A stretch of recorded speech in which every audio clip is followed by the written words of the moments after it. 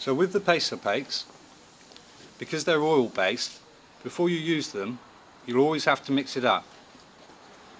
The oil always comes to the surface, so by mixing it you're remixing the oil back in. So it should be a nice and creamy texture.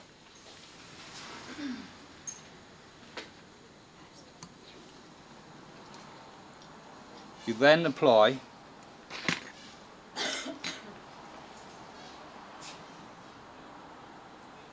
a very thin layer down the crown. If you put too much opaque on, because it's oil base, you'll get little air pockets trapped inside it. So you just do a thin layer, you fire it and do exactly the same again. So you've got two very thin layers and they will cover the metalwork and stop any grainers coming through. So you don't put your opaque on thick. If you try to do it thick, you'll get air bubbles and the bubbles will come up into the porcelain. Once you've fired that, if you're doing a porcelain shoulder, you pick the right shade material and you mix it with retain liquid,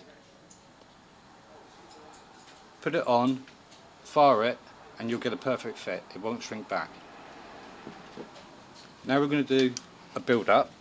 Again, we're using the retain. We're going to do an A3. That's the chroma. That's the dentine. The chroma porcelain will help mask the metalwork, and you can vary the chroma in your crown depending on what you want to do. So that's the chroma.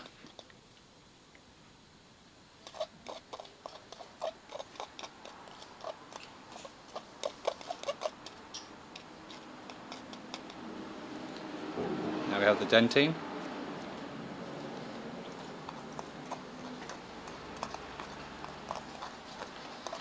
So if you were doing a standard build-up, if the dentist has said you just want an A3 build-up, you would just use chroma, dentine and S3 enamel. On this one we're going to add some colours in. So we've got mango, which is a modifier.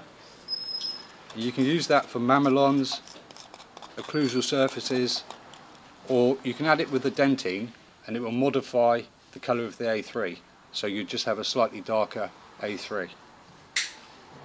Here we've got, that's the mango. Here we've got aquamarine, which is a blue incisal material. So it's more for a youthful tooth where you've got a blue halo coming through. And because we're using a lot of effects, instead of using the standard enamel, we're going to use opal enamel. It's more translucent than the standard enamels. So all the colours that you put in, if you use a standard enamel, it will tone them down. If you use the opal enamel, you will see all the colours coming through.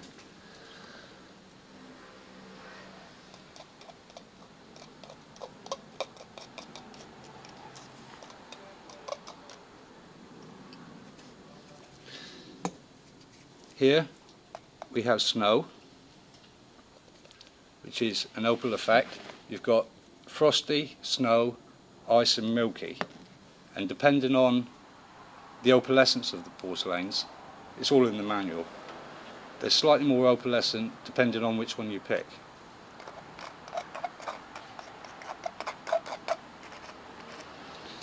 You've also got 4 flue dentines. These are really good, especially if you're doing a veneer and you've got a dark discoloured tooth that you're putting the veneer on. A layer of the flues, just a very thin layer, will help mask out any of the dark under colour.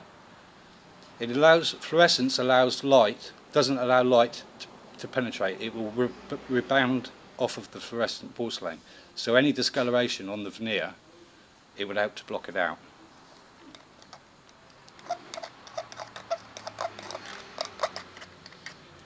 And all we've got in the last two is clear, which is like a window, transparent, and neutral, which is just not as clear, it's just like a slightly milkier translucence.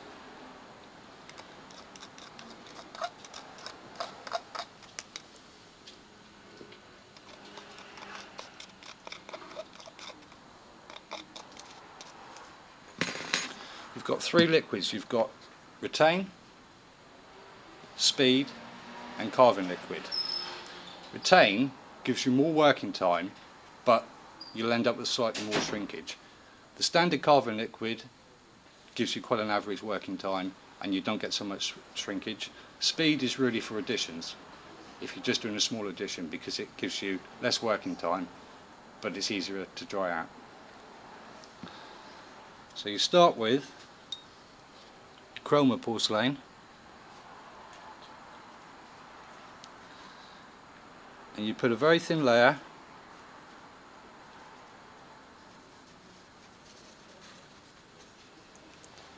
from the cervical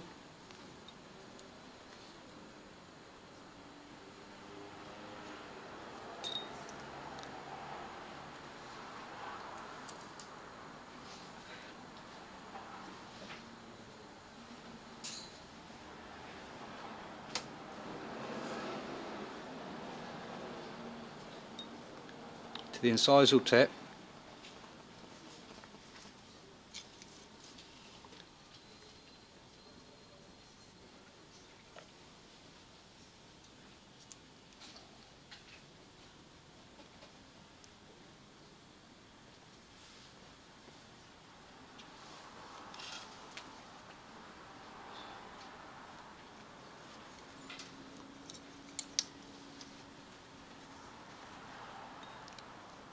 and the same again.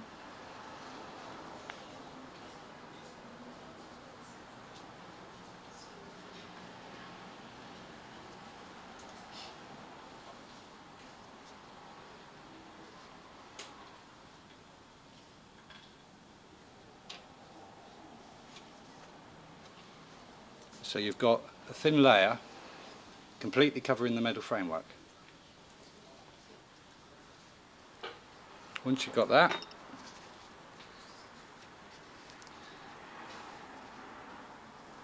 you start to build up with the dentine.